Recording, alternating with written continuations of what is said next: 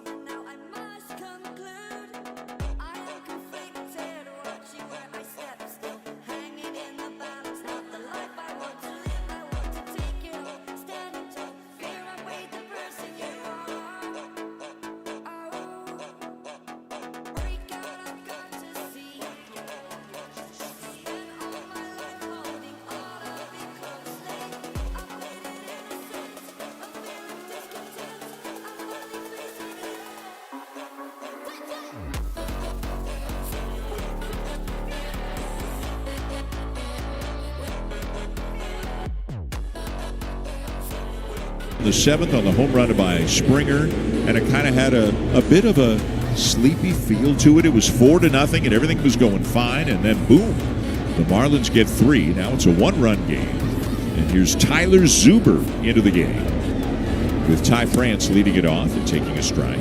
Zuber was picked up off waivers from the Mets by the Marlins. Just 6 games now for Zuber, but a lot of those right there. See the sweeper, the fastball is going to be around 95 miles per hour, but also slider and sinker. A lot of those pitches right there. That was a good pitch to hit right there by France. Just missed it. France is going to be followed by Miles Straw and Ernie Clement. Otto Lopez remains in the game at short.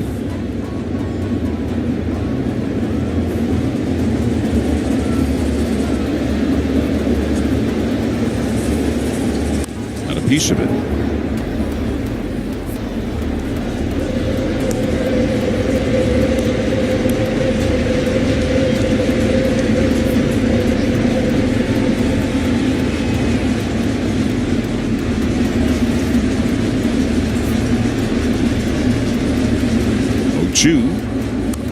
And again got a piece of it.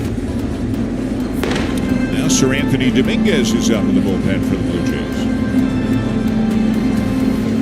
And it's lefty, righty, lefty coming up for the Marlins, but right now it looks like it'll be Dominguez. Wow. What do you call that? Partial swing. It works. Alive. Yeah, it'll get him another one. A little bit of a different look to the sweeper, more of a slider straight down. France seen a lot of spin.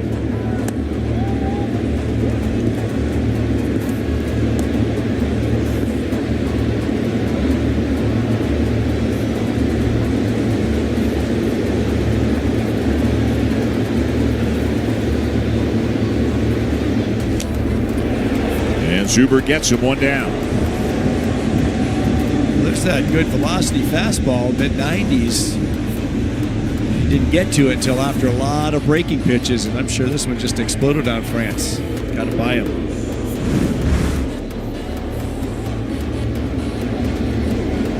Second time up for Miles Straw, who came on as a pinch hitter for Nathan Lucas in the 6th and drew a bases-loaded walk.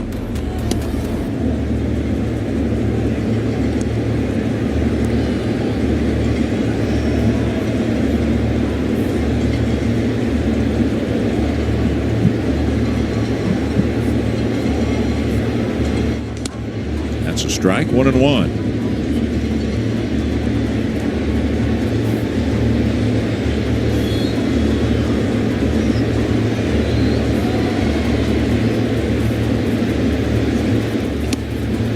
And again, 1-2.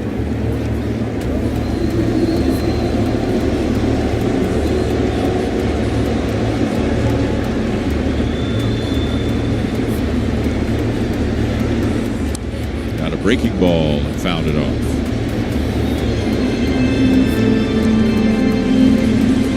So again, to circle back to that play at the plate and that Straw to Bichette to Kirk play, it would be a much more dire situation for this team had they not combined on that play. That was a great throw by Bichette. Everything had to go exactly right for them to get the out of the plate. And the intricacies of that play, as I said, Bo, throwing that ball inside the line in fair territory. And sure enough, the runner running in there because they know that's where the ball has to go. If that ball hits him, it's live. And he would have been safe. In the air to right center. 2 down. Take us through it, Joe. Well, when the ball's in the corner, the number one thing is get the ball quickly, bare hand by Straw to your cutoff man. But look at the position of Bo. He's lined up to throw, but the throw is inside the line. And the reason is because normally when a runner's coming around the third base back there, they're over on the foul side. But he went inside on purpose. Runners will do that, and it's perfectly legal. But gets it in there just enough for Kirk to apply the tag. 2 down, and here's Ernie Clement. Clement is 0 for 3. Looking for his first hit of the series, hit an 0 for 3 last night.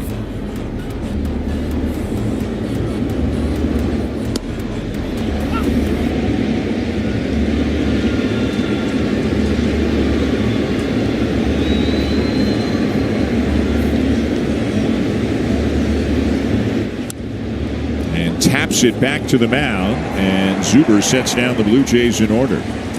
So the Marlins are coming right back up, trailing by 1.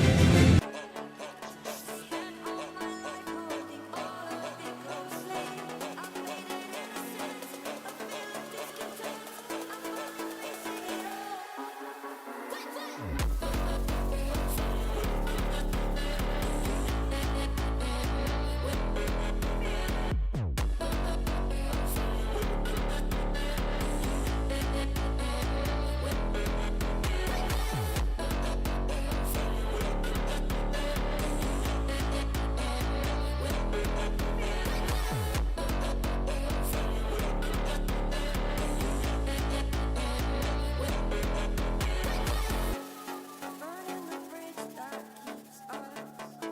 I'm here and I'm feeling fearless. Exaggerated, that's what you assume. The story's over now, I must conclude. I am conflicted, watching where I step still. Hanging in the balance, not the life I want to live. I want to take it all, standing tall. Fear I weighed the person you are. Break out, I've got to see. Spent all my life holding all of it closely. I played it innocent, I'm feeling discontent. I'm finally facing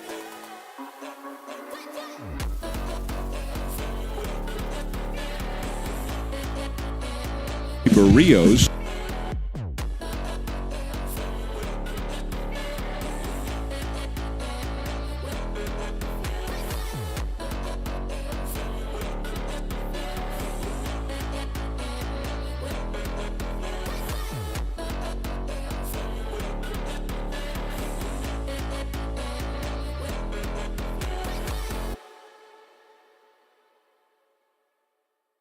It's a big thing when you can have that kind of success. Face a young lineup, pound them, attack him, and that's exactly what he did. Sir Anthony Dominguez gets the call here in the bottom of the 8th. Picked up from the Orioles at the trade deadline, and he's in to face the 2, 3, 4 hitters in the Marlins lineup, 2 of whom are left-handed batters, including Jacob Marcy, who's in the box right now. And a fastball drilled in for a strike. This is where the splitter that Dominguez has really worked on and thrown more and more this year has helped him handle left-handed batters better than he had in the past. That was a funny one right there, but he got a swing out of it, and it's 0-2. That's not where he wanted that ball to go. That went on that cut. Yeah, cut kind of sailed in there a little bit to the left-handed batter. I'm sure it's even funnier look to the hitter.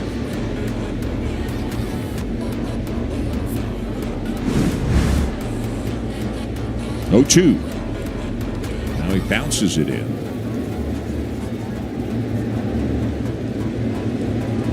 Typically, this is the kind of situation where we might see Brendan Little into the game, or perhaps Mason Fluharty. Now, Little has pitched 2 days in a row, so that may be the situation with him. We saw Fluharty up, but it is Dominguez who gets the call.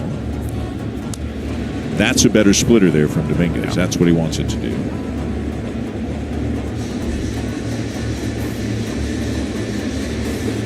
And you can see he has had a lot of success with that new pitch.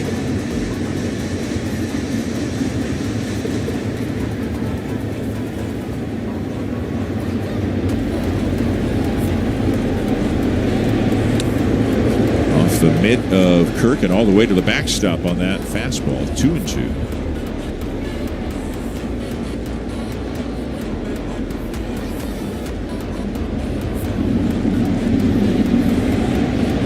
Marcy 0 for 3. Bounce it back to stay alive.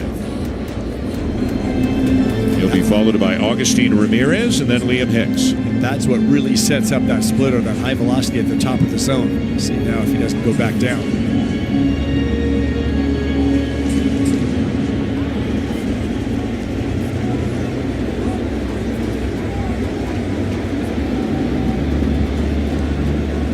Split outside, a full count.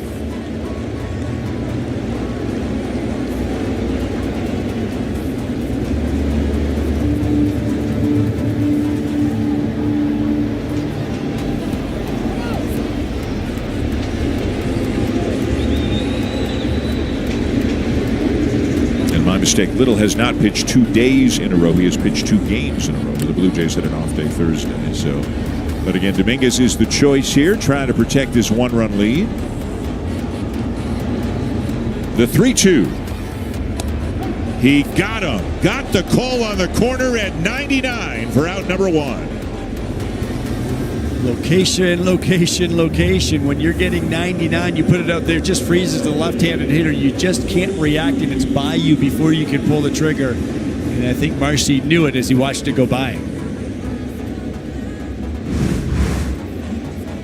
Now Augustine Ramirez, who's 0 for 3. That's outside for ball 1. Ramirez has power. 18 home runs this year.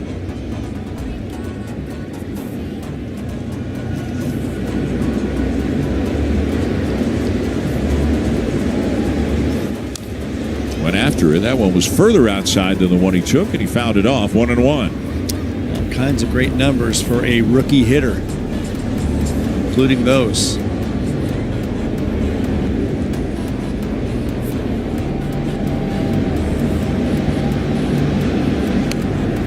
Two.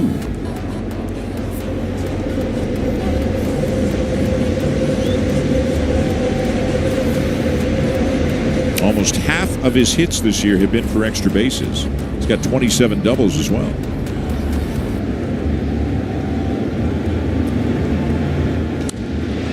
This one down the left field line, and it's going to be foul.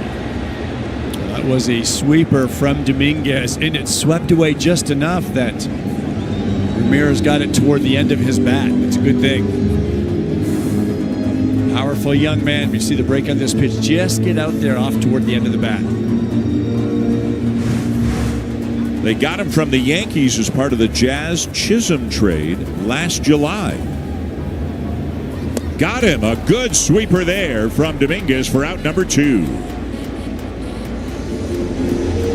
Well, with that power comes some swing and miss. And if you can get it out there and get him to expand, that's a big, strong man trying to do a lot here in a 1-run ball game. And that's what he will do, is chase that sweeper off the plate away. Perfect execution. 2 down. Here's Liam Hicks, who singled and scored in the 7th. He's 1 for 3 in the game.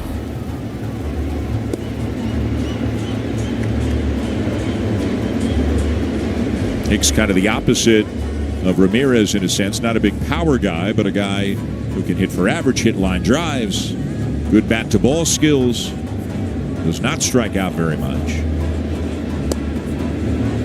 1-1.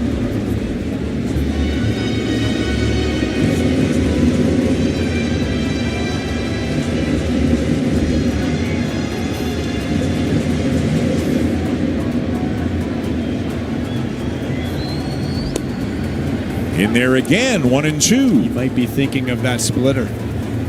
You go up against Dominguez and think splitter. That 97 is going to be on you in a hurry. Liam almost looks frustrated that he wasn't thinking more fastball.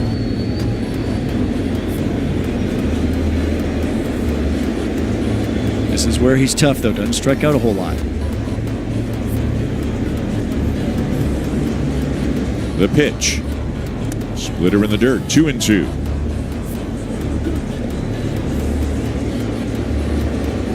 Kind of a 50-50 shot here between the fastball and the splitter, right? You have to, but you can't get off the fastball Right. when it's high 90s. That's the challenge as a hitter. Fastball, but he missed with it. Ball 3.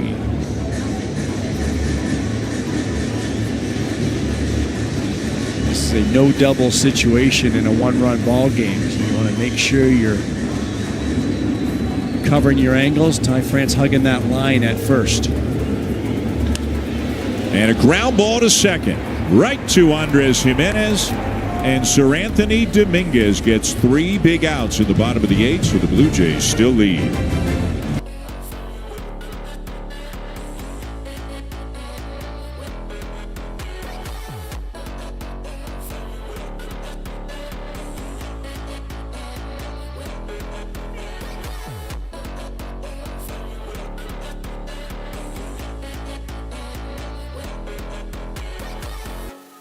Burning the bridge that keeps us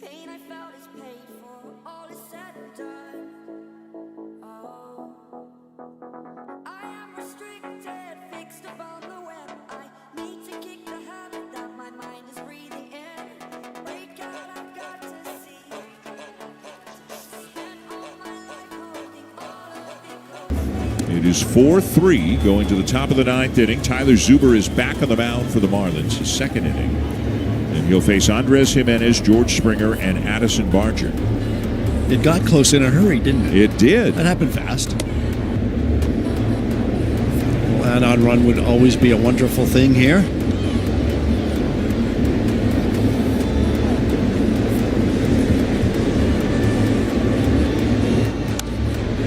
High fly ball to right. Playable. Myers makes the catch. Introducing Rogers Satellite. I'm here and I'm feeling exaggerated, that's what you assume.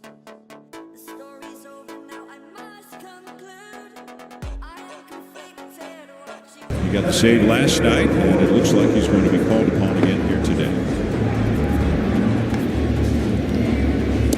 George Springer homered his last time up. He's also got an RBI single today, 2 for 4.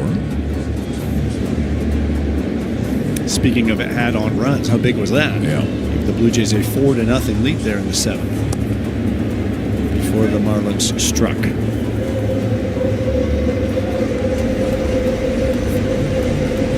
Again, you go back to the early innings, a couple of first and third one-out situations, and each time a double play ball. Otherwise, the Blue Jays would have gotten out to a bigger lead earlier in this game.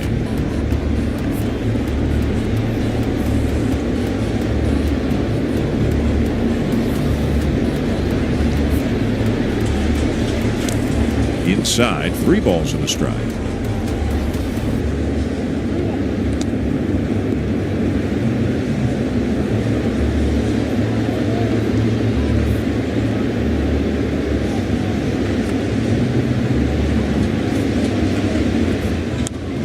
Hit well towards the left field corner. It's a fair ball and off the wall. Springer's on his way to second. He's got a double and a 3-hit ball game. What a season.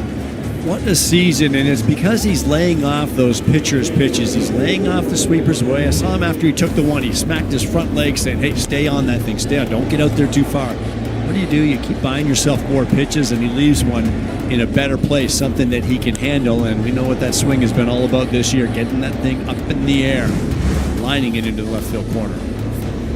Now Addison Barger 0 for 3 and a walk. A lot of movement on that fastball. Sails outside for ball 1.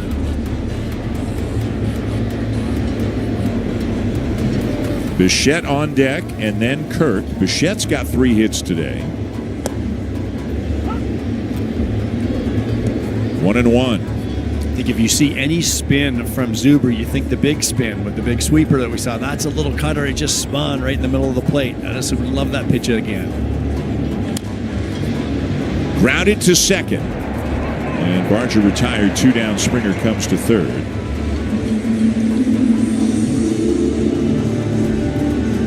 And now it'll be Bichette. Again, already 3 hits in 4 trips today. All of them singles.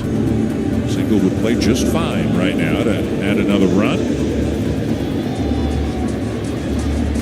Up over 300. And with the team leading 82 runs driven in.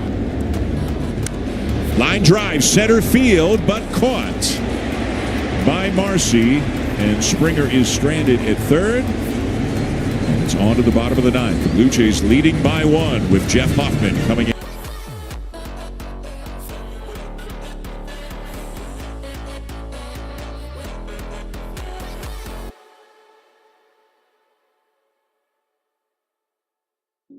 The pain I felt is paid for, all is said and done.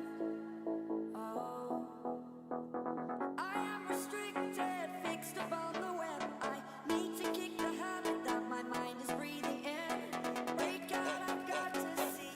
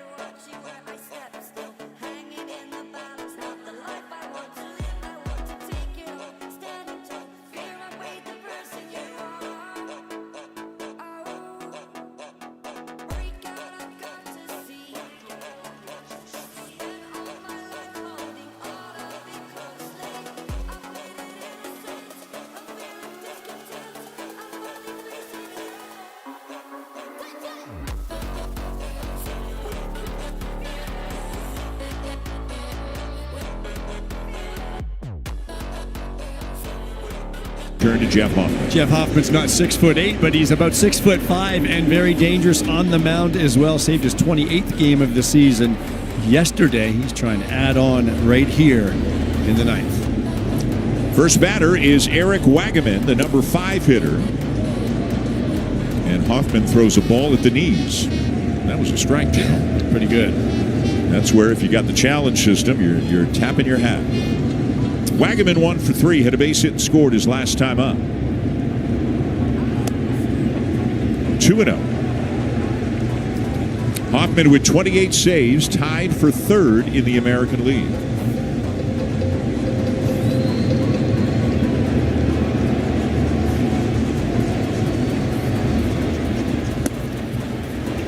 Three and 0.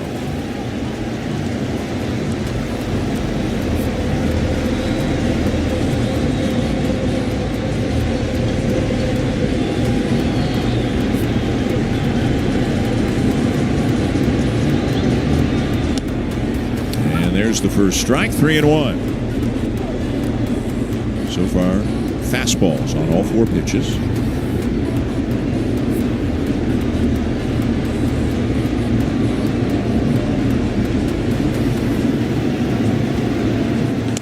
Outside and a leadoff walk.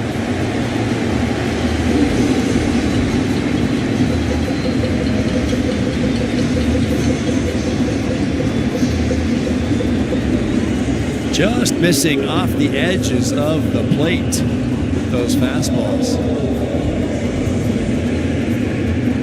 And it's going to be Derek Hill coming out to run for Wagaman.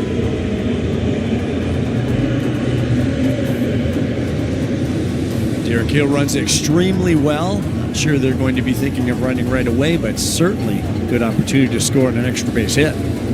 The batter, Troy Johnston, 1 for 3, an RBI single in the 7th. Clement in at 3rd. Runner goes. Pitch taken. Throw down, not in time. I was wrong. They were all over it. That was done with a purpose. Derek Hill wasting no time at all. Digs in there, gets a pretty good jump on Hoffman. Not really a shot for Kirk.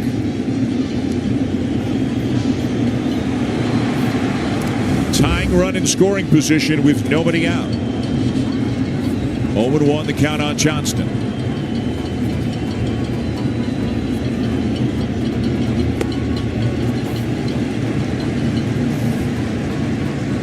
Johnson's got a little Alan Roden in his stance, I think, as I watch him there.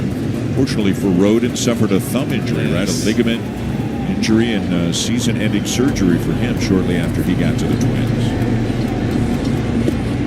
2 balls and a strike.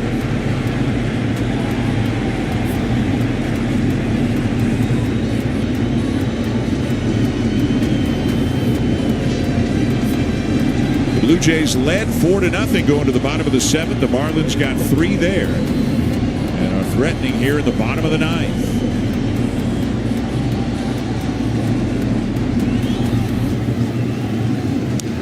Two and 2. Well, right after him with that fastball, that was right down the middle. Johnston just could not get to it at 96.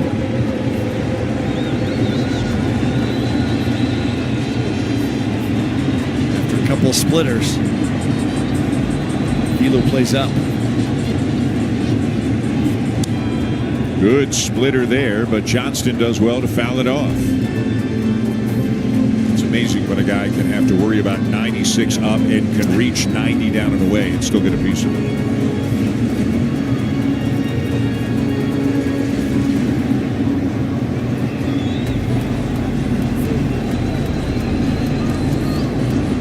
The 2-2 again. Outside, it's full.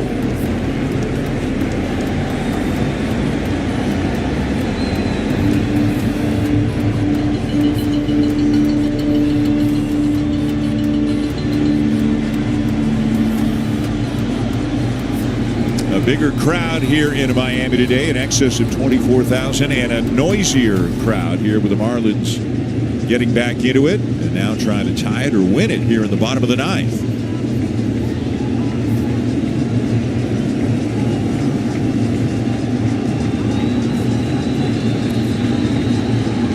The 3-2. Line drive center field. Varsho back, makes the catch. Hill will tag and come to third. One down.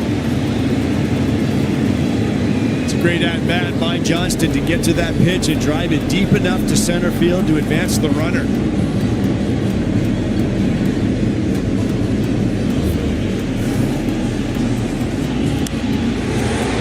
Varsho with a good jump going back on that ball, but it certainly advanced the runner 90 feet. Good base running. Derek Hill knowing what he needs to do, and the Blue Jays will have to bring the infield in. For 22-year-old rookie Javier Sanoja. And he's got a base hit into left center to tie the game. What a couple of games Sanoja has had against the Blue Jays. 4 hits, including a homer, and he's just tied it. Well, he just goes up hacking, doesn't he? Aggressive young hitter. He's got a couple of home runs. Boy, pretty good pitch. Tough, but he just goes up hacking. I think that's what Jeff's thinking. Kind of put it out there where you wanted to.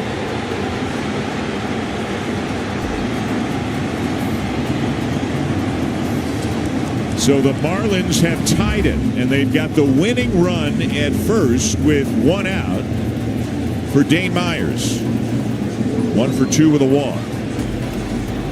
Sanoja draws a throw.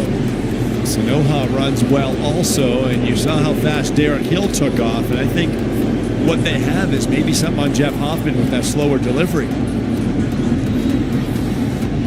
Not sure he will pick up. Maybe slide step at all to try to cut that down. He's going. He wants to go. And a pitch out by the Blue Jays. Sanoja just got going too early and had to come to a stop, and looked like he shut it down. He was timing him up over there. He wanted to steal it badly. Blue Jays were thinking the same thing.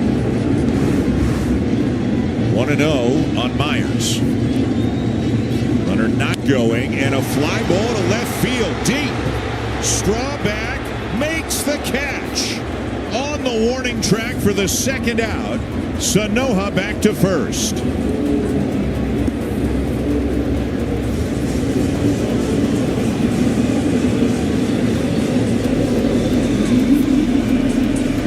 And there are 2 outs as Otto Lopez comes up. His second at bat had a pinch hit RBI single in the 7th. He just missed that pitch. I thought when he hit it, he may have gotten it, but maybe just a little bit toward the end of the bat. Keeps it in the ballpark. Hoffman now just trying to get this one to extra innings.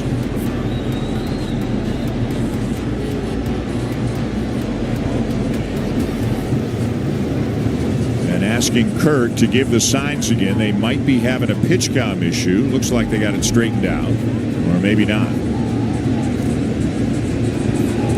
I don't know if this is PitchCom. This might just be a mound visit by Kurt, so they're on the same page.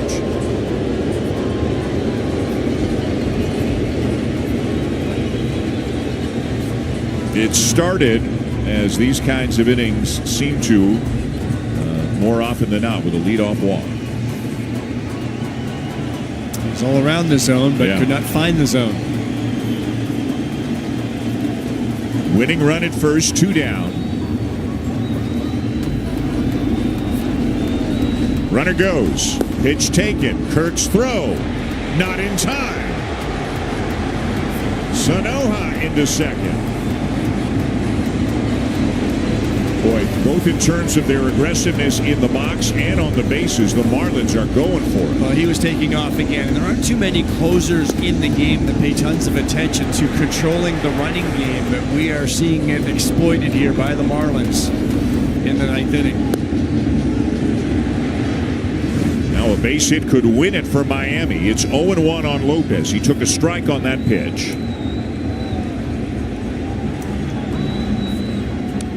Ooh, a slider kind of backed up there on Hoffman, but it's fouled off. 0-2.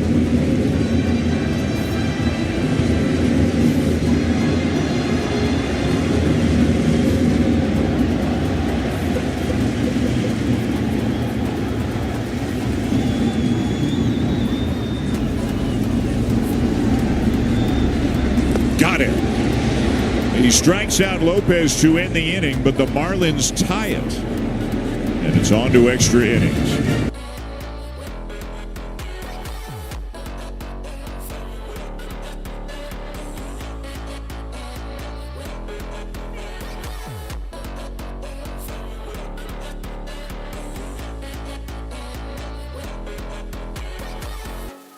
Burning the bridge that keeps us.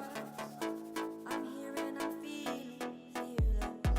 Exaggerated, that's what you assume. The story's over now, I must conclude. I am conflicted, watching where I step still. Hanging in the balance, not the life I want to live. I want to take it all, standing tall. Fear I weighed the person you are. Break out, I've got to see.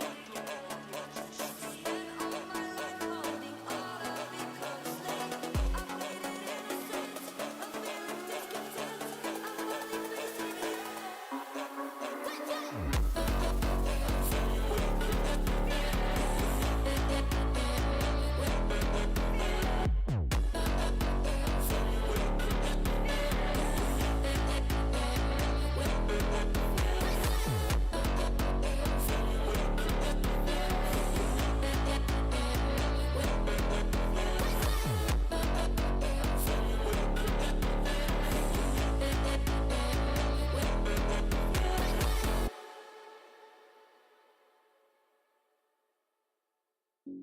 The pain I felt is paid for, all is said and done. Oh, I am restricted, fixed upon the web. I need to kick the habit that my mind is breathing in. Break out, I've got to see. Spent all my life holding all of it. And what a season he's had. 56 games for Enriquez, and his whip, walks and hits, and in his pitch is just over 1. Not walking tons, not giving up tons of hits. ERA of 2.64. He's got a high velocity fastball with a sweeper and a slider, and he'll face a righty in Alejandro Kirk to start it off with Bo on second base. The automatic runner is Bichette. As Joe mentioned, Kurt at the very least trying to get him over, but obviously looking to do more than that. Takes a fastball in, ball 1. It'll be Kirk, Varsho, and France. We don't know if Vladimir Guerrero Jr. is available to pinch hit. That was a maybe before the game. Topped foul, 1-1.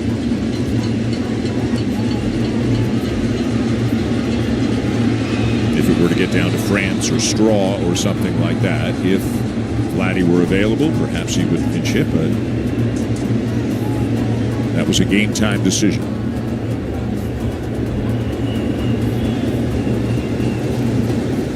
Outside with the sweeper, 2-1.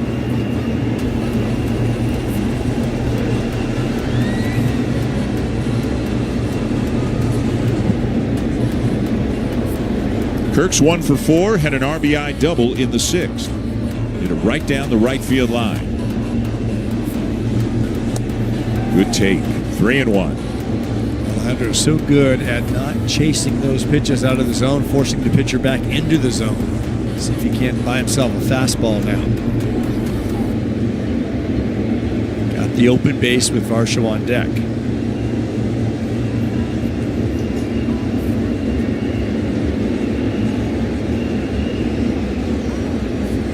Ball 4, and off the glove of the catcher to the backstop as Ramirez couldn't squeeze it. And a big 90 feet there for the Blue Jays. This is a problem for the Marlins and their young catcher. We saw a little misplay on front of the plate earlier. That glove is so far down to the ground that you've got to come all the way back up, and he doesn't catch it cleanly.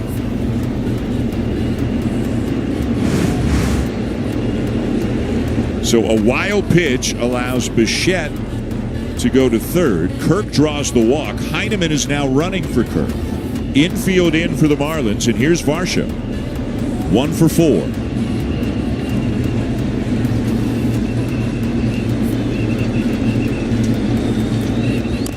Ooh, he had a Good hack at that down and in slider. It's 0-1.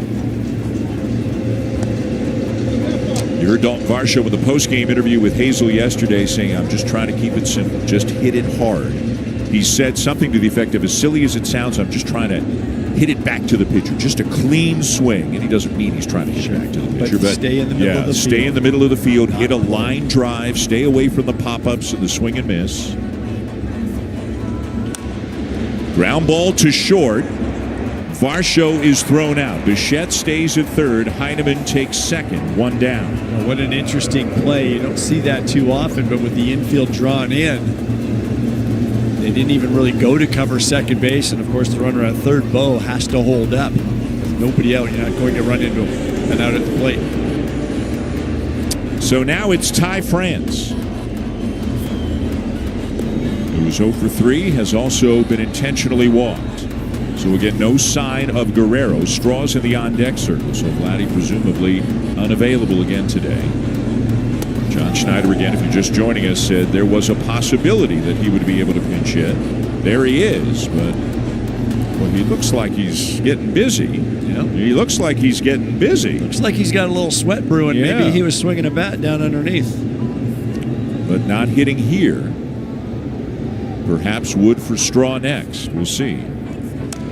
1-1 on France. Meanwhile, Mason Fluharty is up in the Blue Jay bullpen. Bo has to be very aware of a ball getting by the catcher here, too. We've seen the inconsistencies behind the plate. Could be a slider, could be a fastball, doesn't matter, but be ready to jump from third. Scoring change. What was initially scored a wild pitch is now a pass ball, allowing Bichette to get to third, and Guerrero's walking around with a bat. This is getting more interesting by the moment. But right now, it's up to Ty France to do what he can. You can't hit him here because they'll just walk him, right? You want to waste it. You want to force their hand. You use it. Great point. It's 3-1. Well, they walk France. He's hitting for strong. Sorry, Miles.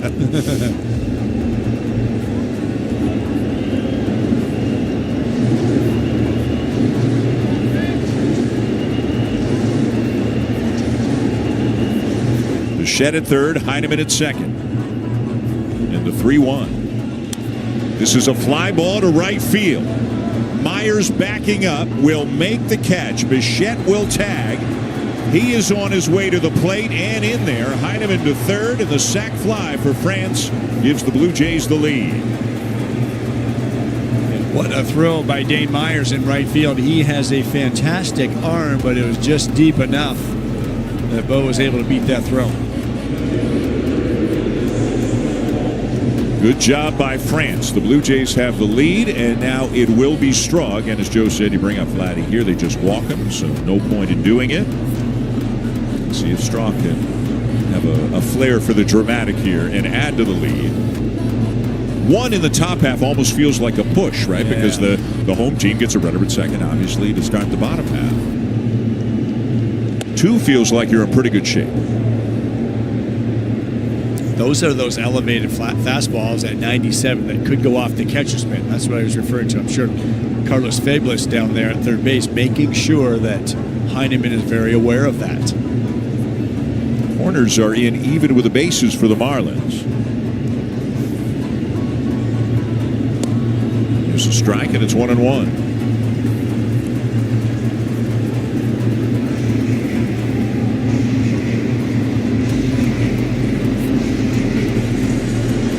Want to take a direct line right down that white line straight to home if anything gets by.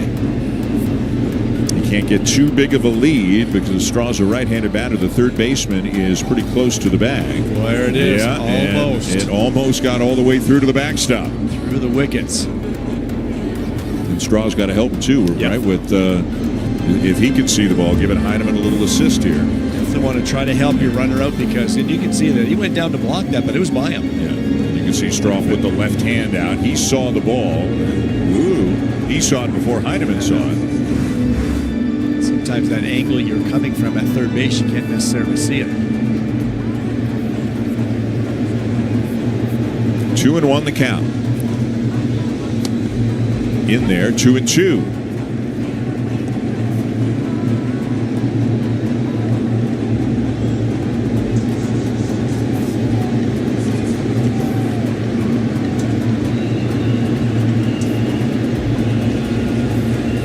Heineman bluffing down the line a little bit. 3-2 now on Straw.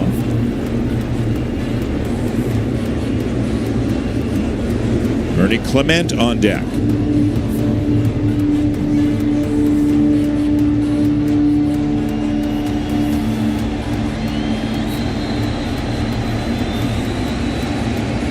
Enriquez sets. And Straw has popped it up shallow right center. And it'll be Marcy to make the catch. That'll retire the side. The Blue Jays get one to take a 5-4 lead to the bottom of the 10th.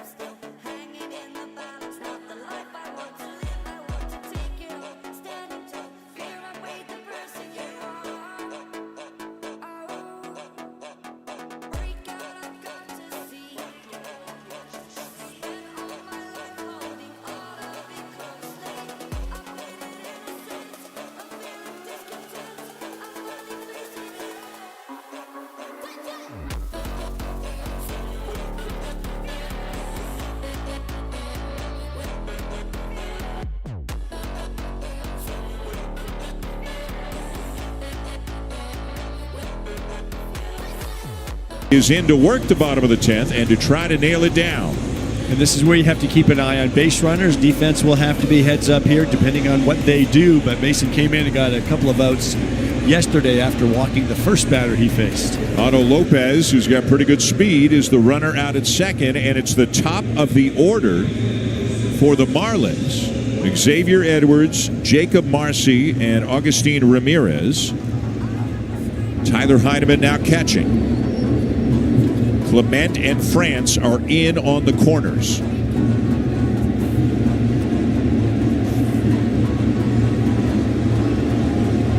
And Edwards does not show bunt as he takes inside ball one. The Blue Jays, after Barrios, have used Louis Varland, Sir Anthony Dominguez, and Jeff Hoffman. Fluharty, pitcher number 5 of the afternoon. Grounded up the middle. Jimenez has it, will throw out Edwards, but Lopez comes to third. Well, it's a really good piece of hitting there by Edwards, trying to stay in the middle of the field and hit it behind the runner, and he almost found a hole up the middle.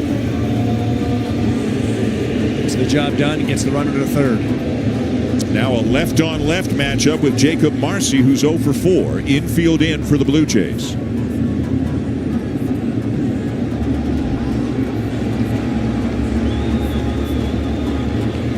Check swing, and it's a called strike, a sweeper on the corner. High leverage for Fluharty. Of course, he has seen some of these. Everybody remembers the Dodger game, the Ohtani and Betts game, where Fluharty finished it off for the Blue Jays. Left center field, and it is down for a base hit. Marcy on his way to second. and in there, and the Marlins have tied it again.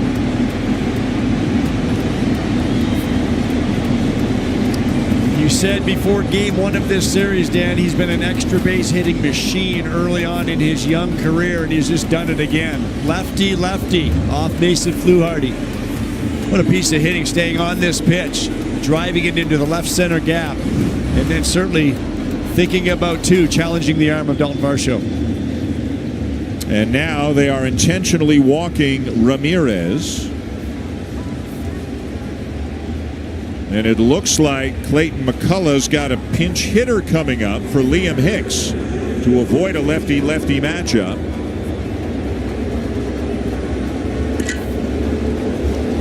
And indeed he does. It'll be Heriberto Hernandez coming up to hit for Hicks.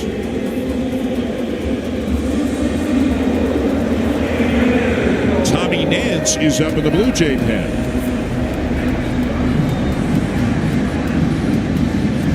And here comes John Schneider. And that intentional walk counts as the third batter faced by Fluharty. And now that Clayton McCullough's got to a right-handed batter, Schneider will counter by going to Nance. The Blue Jays are running through their pen, just trying to find a way to get this to the 11th.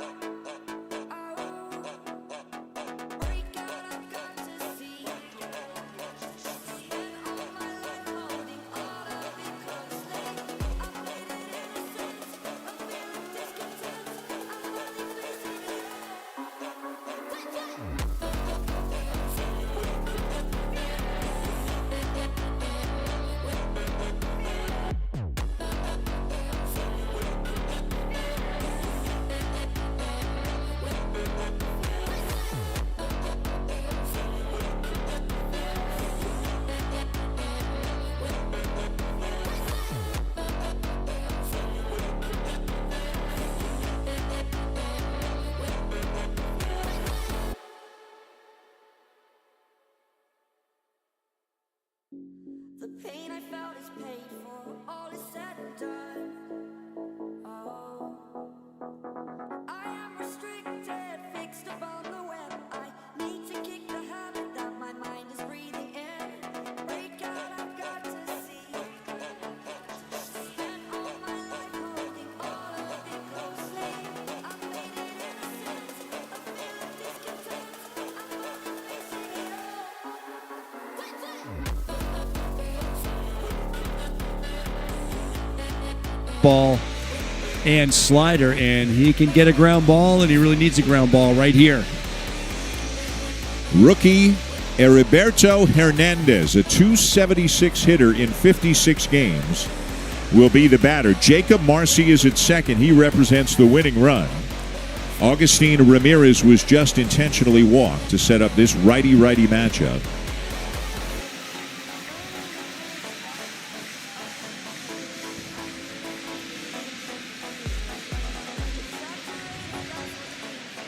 Hernandez, 25 years of age. Nance, a former Marlin, by the way. He was with the Marlins in 2022, made 35 appearances here. And the first pitch, we'll have to wait a moment. A step off to scare Marcy back to the bag.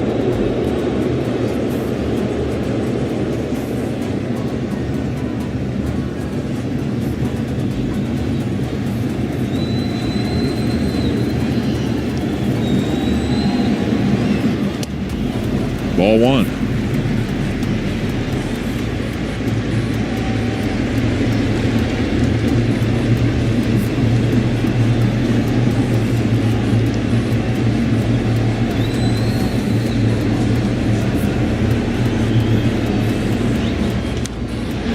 High fly ball to deep right center field.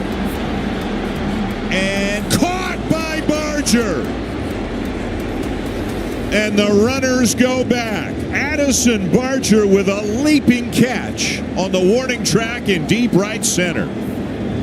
That is a big outfield. I was watching Varsho and Barger both converge on this baseball, and Addison went a long way to get to that ball before corralling it and crashing into the wall. The base runner knows that if it drops, he has to score to win the ball game, so he's not tagging, and by this time it's too late to go back and tag. But that's not bad base run. You've got to make sure you're out there in case that ball drops. What a play by Barger. 2 down. And the batter is Derek Hill. His first at bat of the game came on as a pinch runner in the 9th. And a strike, it's 0-1.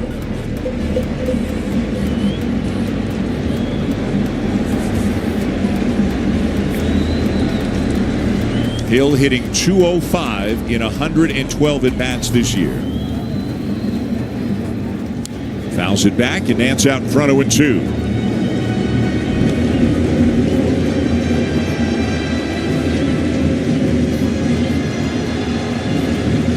Baseball, when the games really matter, can be so fun and so stressful all at the same time. It can be both. It can be both at the same time. 0-2. He got him.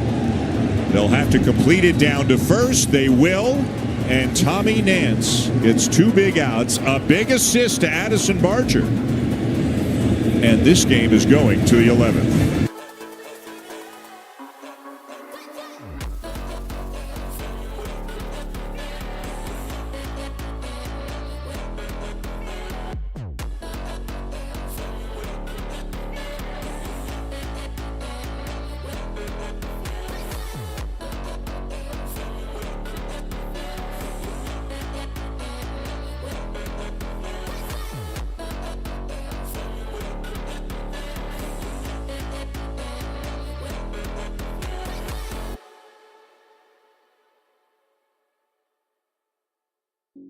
The pain I felt is paid for, all is said and done. Oh, I am restricted, fixed upon the web. I need to kick the habit that my mind is breathing in. Break out, I've got to see. Spent all my life holding all of it closely. I've made it innocent, a feeling discontent. I'm not facing it all.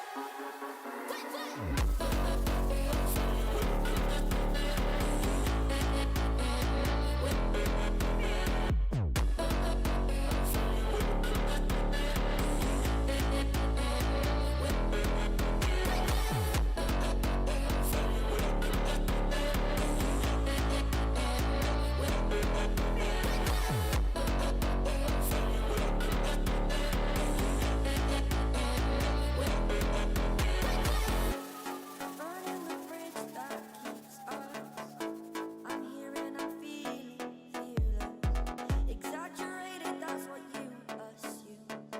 The story's over now, I must conclude. I am conflicted, watching where I step still. Hanging in the balance, not the life I want to live. I want to take it all, standing tall. Fear I weighed the person you are. And I think Ernie is going to be swinging away, but it's a wide variety of pitches from Fauché that makes it challenging on those right-handers. Hernandez stayed in the game. He goes to left. Johnston's come from left to first. Straws the runner. They're in on the corners. And a step off to see if Clement was giving anything away. He was not.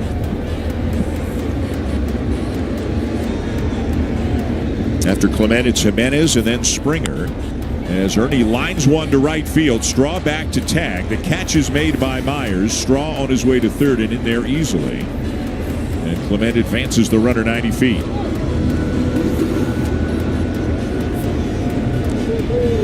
Ernie's got that play down. He did it earlier in his first at-bat of the day. He gets his high fives for moving that runner. Now Jimenez up in a big spot. 0 for 3 today. Also was hit by a pitch. Infield in for the Marlins. And a strike, 0-1.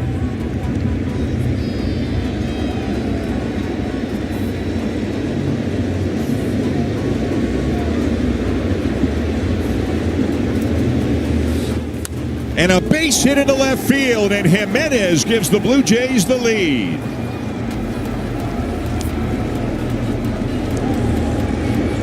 A little cutter at the bottom of the zone, and Andres does a nice job just staying inside this baseball, shooting it through the hole on the left side. You like that swing.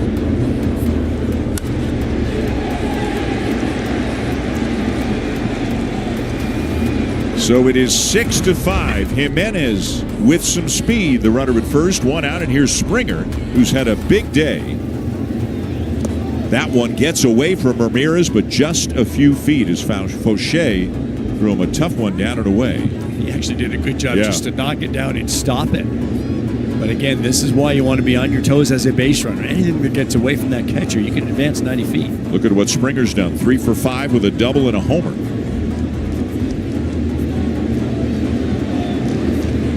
Look out. Fortunately, not a fastball, a breaking ball, so George had more time to get out of the way. The last thing he wants to see is a fastball up and in.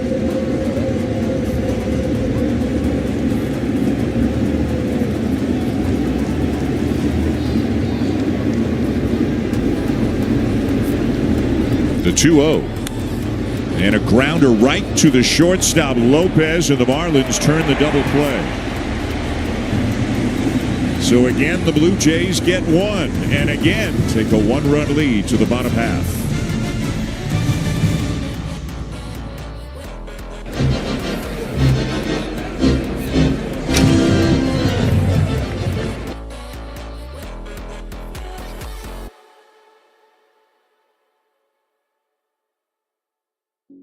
The pain I felt is paid for, all is said and done.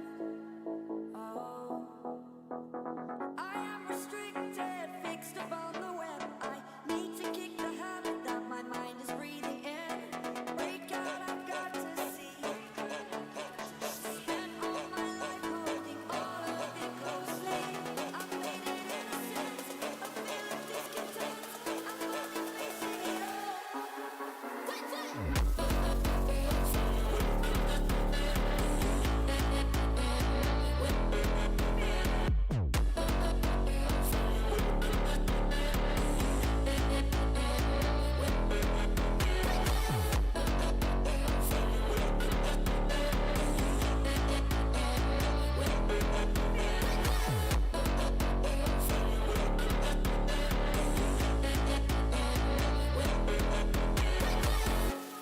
Burning the bridge that keeps us. I'm here and I'm feeling fearless. Exaggerated, that's what you assume. The story's over now, I must conclude. I am conflicted, watching where I step, still hanging in the balance. Not the life I want to live, I want to take it all. Standing tall, fear I weighed the person you are. Oh, break out, I've got to see. Spent all my life holding all of it closely. I've made it innocent. So we have not seen Brendan Little or Yariel Rodriguez today. So that would make you think both of them are unavailable or unavailable unless there's some sort of an emergency. And again, Eric Lauer not out of the bullpen today. First pitch down and in ball one to Troy Johnston. Lauer, if you missed it earlier, John Schneider said he's going to start Wednesday, but he did say before the game he would be available out of the bullpen today, just in a shorter stint, but things must have changed between that time and when the game started. Lauer's been in the dugout all day. Doesn't get the call, 2-0. So it's Nance trying to secure a victory for the Blue Jays. Got 2 outs in the bottom of the 10th. The 2-0 to Johnston. And a base hit into left. Hill on his way to third. He'll be held. And it's first and third, nobody out. Miles Strauss is going to bring it right in. He went up to throw, but he saw that the third base coach put the stop sign up, and rather than flip it into somebody, he's going to take it into the infield by himself. I thought they might challenge, but maybe because there are no outs and they just want to go for that big inning. Of course, 2 runs to win this ball game. And given the way he's swinging the bat, Javier Sanoja feels like about the last guy the Blue Jays want to face right now. This rookie is 4 for 8 with a double and a homer in the series. He had an RBI double in the 7th. He had the RBI single that tied it in the bottom of the 9th. Infield in for the Blue Jays.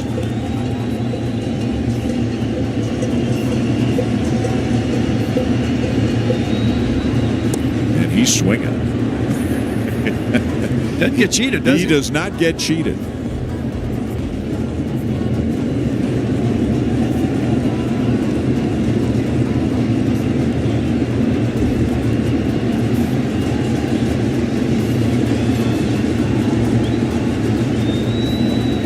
The 0-1. Base hit into right, and that's going to tie it.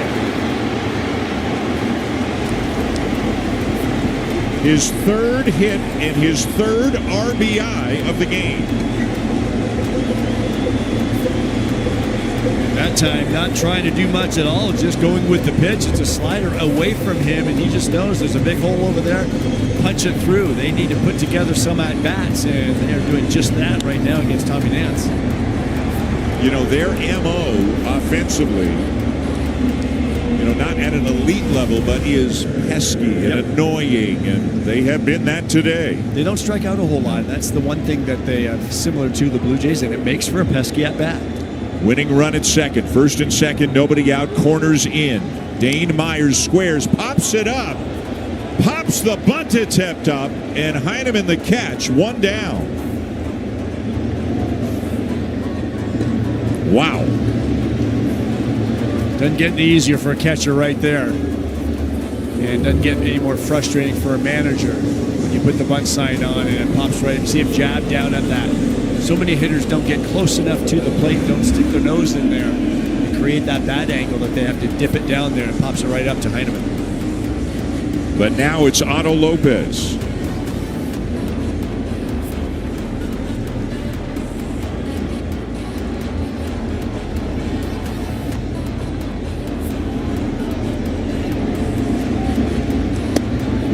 A called strike. It's 0-1.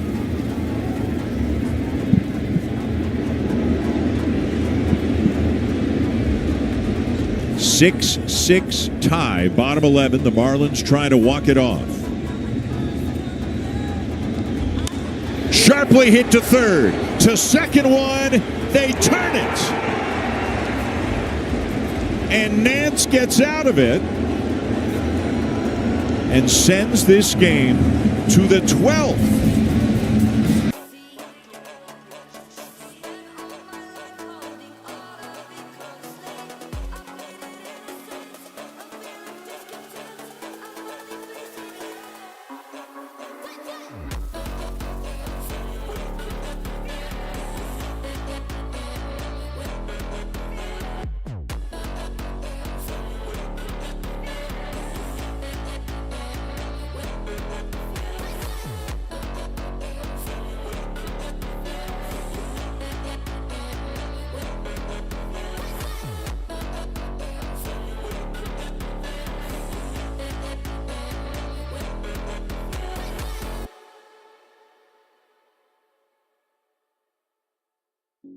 The pain I felt is paid for, all is said and done.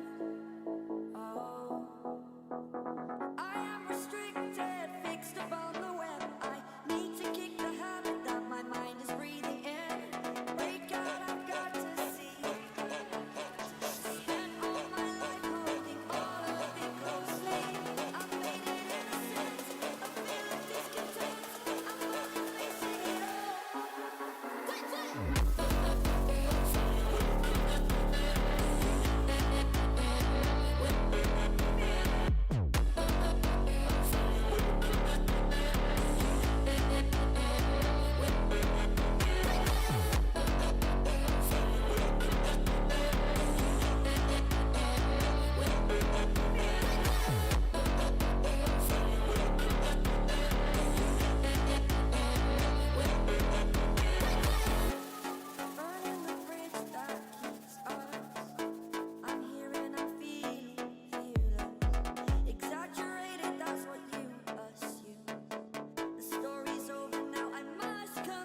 A ball was on the field out in deep left center, so Marcy, the center fielder, threw it into the stands. George Springer is the runner at second to begin the 12th. And it'll be Addison Barger leading it off. Calvin Fauché still on the mound for the Marlins, his second inning. Barger, Bichette, and Heineman for the Blue Jays. Remember, Heineman ran for Kirk a couple of innings ago. Fouled off 0-1.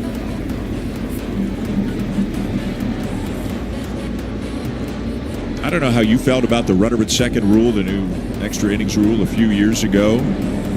I was okay with it at the time, and it has grown on me a lot. Like, there's a lot more going on in these innings. They're fun. And the purpose is normally doesn't go 12 innings. Right. And when it does, though, it throws you another little bit of a curve, and that's pretty fun. Did not go, and it's a ball and a strike. I was resistant to it when it first came out, but the more we saw it, it's almost like a shootout in hockey. You're going to get a resolution quicker, and I think that's a pretty good idea. But not always. Here we are. The 1-1. Bounced foul up the first baseline. 1-2 on Barger.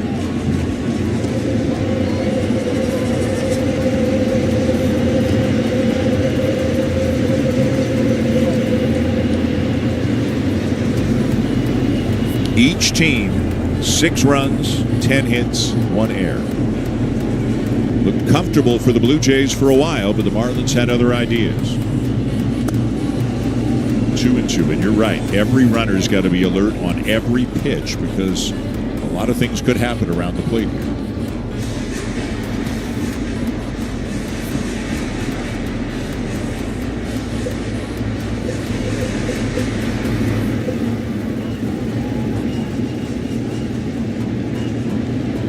The 2-2. Down and away, it's full.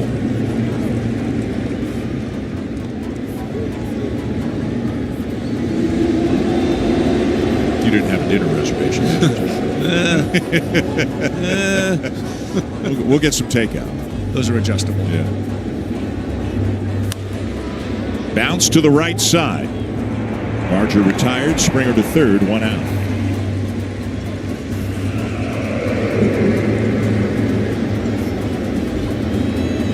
Addison gets the job done trying to pull the baseball. I'm sure he wanted to do a lot more than that.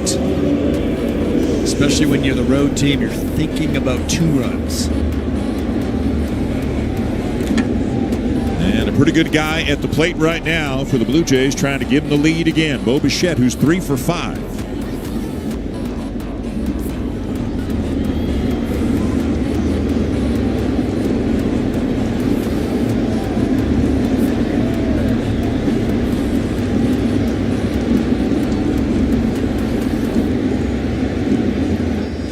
Outside, ball 1.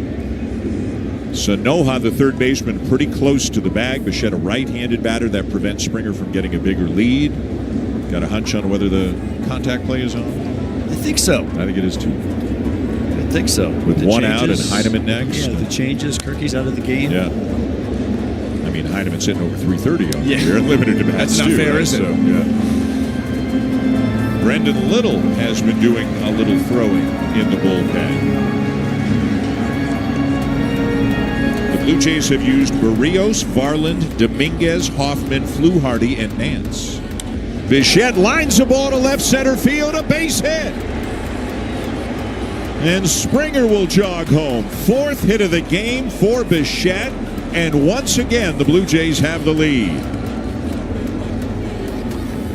That breaking pitch out over the plate, and Bo was all over it. We've seen him stay on that pitch so well.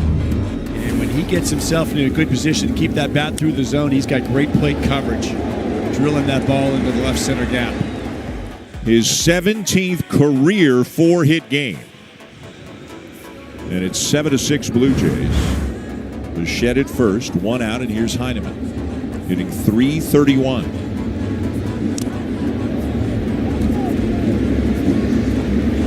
But again, as we said, 1 feels like a push, given the rules, right? You're okay, you got a chance, but they got a chance too. And that's why, like Addison grounding that ball to second, good job, way to get him over, but I can assure you he wanted to do more than that. especially when you get a pitch to handle. 0-2 on Heineman.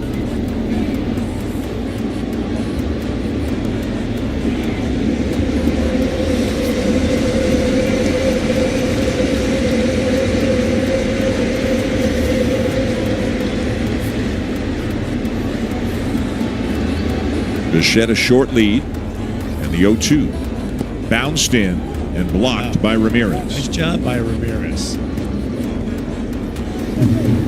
Comes into this with not a great reputation back there as a defensive catcher. That's an excellent block right there to keep Bichette at first base.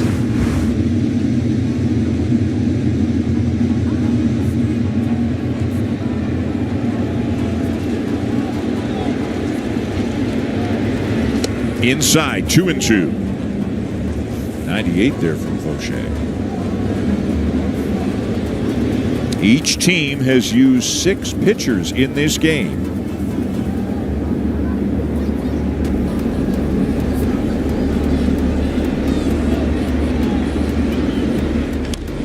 Ground ball to the right side. There's one. Back to first. Not in time. Heineman will reach on a fielder's choice.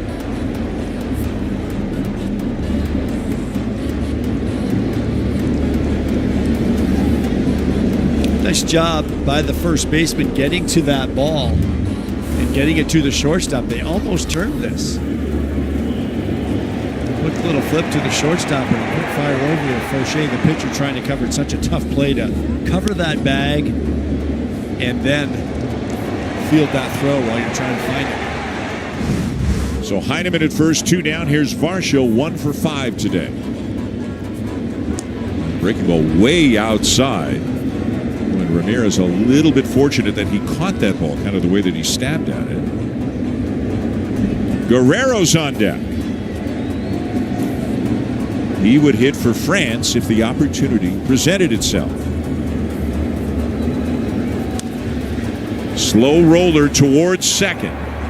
And Varsho is retired, and the Blue Jays along with them. Once again, they get 1, and once again,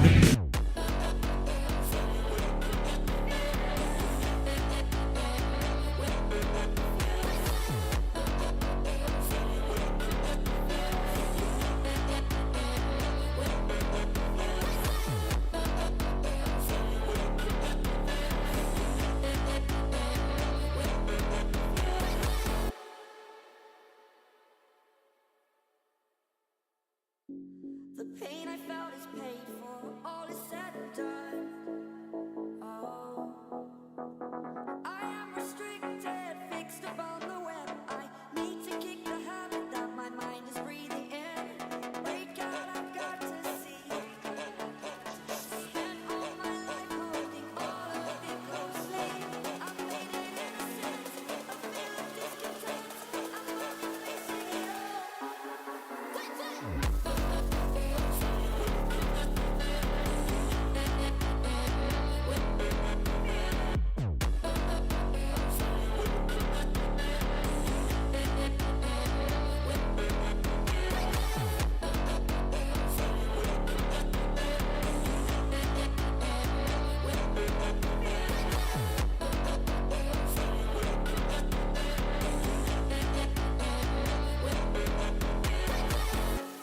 Burning the bridge that keeps us.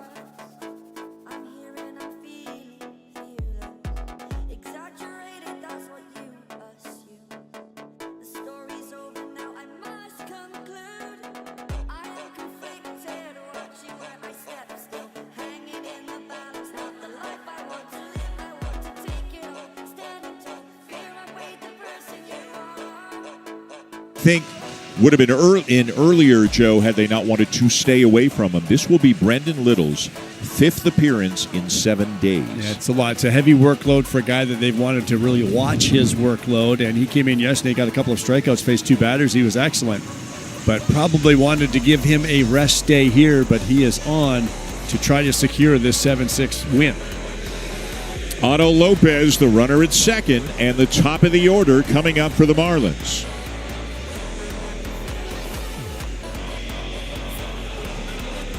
Switch hitter Xavier Edwards batting from the right side against Little. He's 0 for 5 today. But a good contact hitter, a guy who sprays the ball around, tough to defend. Corners are in, thinking a bunt is a possibility. Boy, I think Little would be about the toughest guy in the world to bunt. Yeah, a lot of moving pieces there. Those pitches. Yeah, and he does not show bunt as he takes a strike. It's 0-1.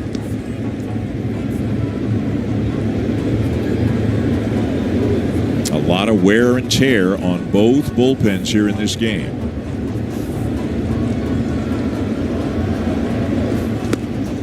One and one.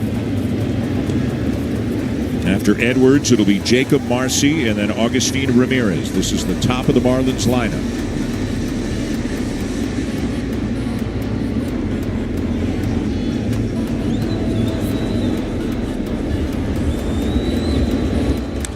Sharply hit to short. Bichette to second. The tag. They got him.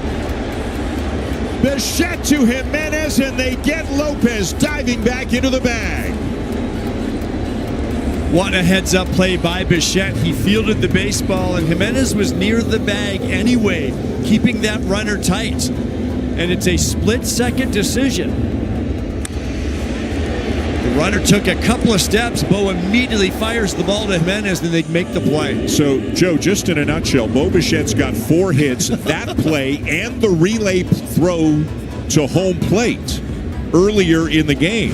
Have a day on both sides of the ball. My, oh, my. Runner at first, 1 out. Here's Marcy.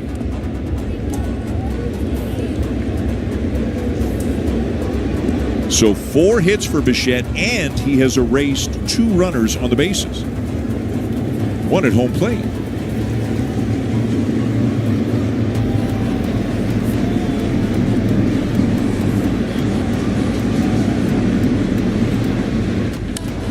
In the air to center field. Varsho back. He's got it. 2 down. Edwards back to first. A lot of room in this ballpark. No reason not to go after hitters, and Brendan Little does just that. He knows Dalton's got all kinds of room out there, and he can cover some real estate. An out away, the batter is Augustine Ramirez. 0 for 4, was intentionally walked his last time up.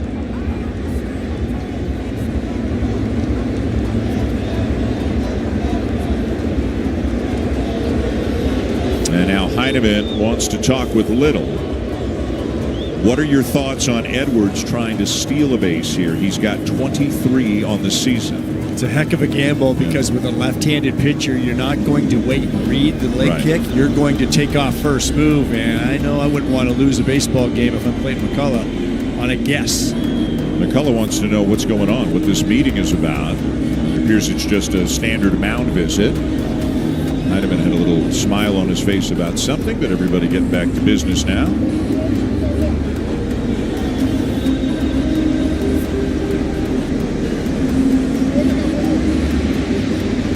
(7-6) Blue Jays. The Marlins with a runner at first, 2 down here in the bottom of the 12th. And the first pitch to Ramirez comes in low, ball 1. Now the flip side of that is I don't anticipate Brendan Little throwing a ball to first base either. Remember, he had that rough one in Pittsburgh where he threw it away, and how much scouting they do here. But if you want to gamble on that, I could gamble he's not throwing over. Swing and a miss, 1-1.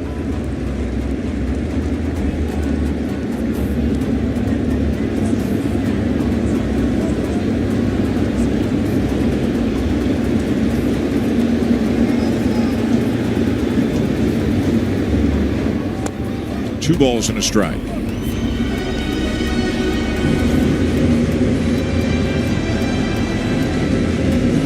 Again, 5th appearance in 7 days for Brendan Little. They did not want to go to him, but they have had to go to him. 3-1.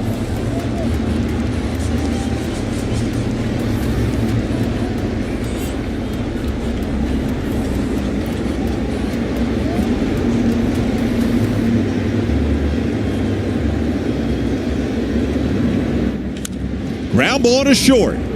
Bichette to Jimenez, and the Blue Jays win it.